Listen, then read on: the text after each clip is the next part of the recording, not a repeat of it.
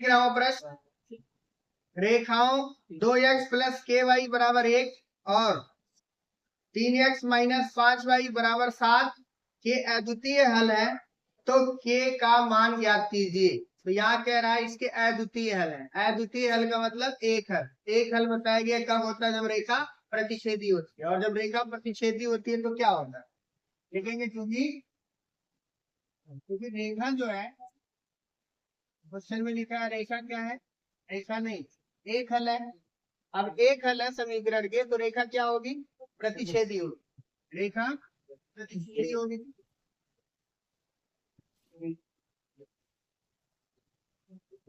अब रेखा प्रतिच्छेदी होगी तो इसीलिए बताओ क्या होगा, a1 a2 से होगा, वो बराबर नहीं होगा b1 b2 के, और b1 बटे b2 जो होगा बराबर नहीं होगा c1 बटे c2 के। तो अब यहाँ किसकी जरूरत पड़ेगी, क्या जरूरत पड़ेगी, a1 a2 का, b1 b2 का, c1 c2 का। तो ये मान आप कैसे निकालोगे, समीकरण की तुलना मानक समीकरण से करेंगे। तो देखिए समीकरण क्या है, पहला पहला समीकरण है 2x प्लस के वाई, 2x प्लस के वाई बराबर 1 है, तो उसको इधर लेते आ रहे हैं, माइनस हो जाएगा बराबर 0। ये समीकरण 1 है। चलिए इसकी तुलना किया जाए। इसकी तुलना a1x plus b1y plus c1 बराबर 0 से कर रहे हैं।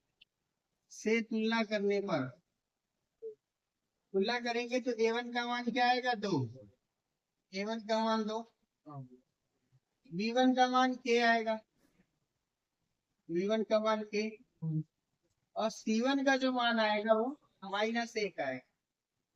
समीकरण 1 की तुलना हो गई, a1 b1 c1 का मान मिल गया।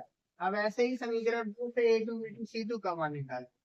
तो समीकरण 2 देखिए क्या है, समीकरण 2 है 3x माइनस 5y बराबर 7 है, उसको इधर ले आ रहे हैं, वो हो जाएगा -7 बराबर 0। ये समीकरण 2 है। इसकी तुलना मानक समीकरण a2x plus b2y plus c2 बराबर 0 से करेंगे। से तुलना करने पर या अगर तुलना किया जाए, a2 का मान क्या आएगा, a2 का मान आ जाएगा 3, b2 का मान क्या आएगा, b2 का मान आ जाएगा -5, c2 का मान क्या आएगा, c2 का मान आ जाएगा -7। अब देखिए, अब जो समीकरण है, समीकरण के कितने हल है, अद्वितीय है, अद्वितीय हल है, अद्वितीय समीकरण के कितने हल है, अद्वितीय। और अद्वितीय हल कब होता है, अद्वितीय हल तब होता है जब रेखा क्या होती है, प्रतिच्छेदी। अद्वितीय माने एक, प्रतिच्छेदी हो। प्रतिच्छेदी के केस में क्या होता है, a1 a2 का अनुपात, b1 b2 का अनुपात, c1 c2 का अनुपात बराबर नहीं होगा।